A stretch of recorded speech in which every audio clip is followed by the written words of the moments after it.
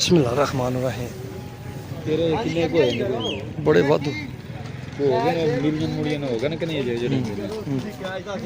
चलो जी आ जाओ भी रूटीन आए बिस्मिल्लाह शरीफ पढ़ के ना रखो सर जी ना रखो हां जी सर जी रखो ना जी पता नहीं 40 किलो वजन छड्डां ते बाकी किराया दवाने चलो रखो जी दसो 1700 1700 रुपया मैं 60 ना दवा दे 1700 रुपया 1700 1701 1702 जुर्द ना बोलना पैना 1700 और होने ते जरूरत है कि मैं सवा 2100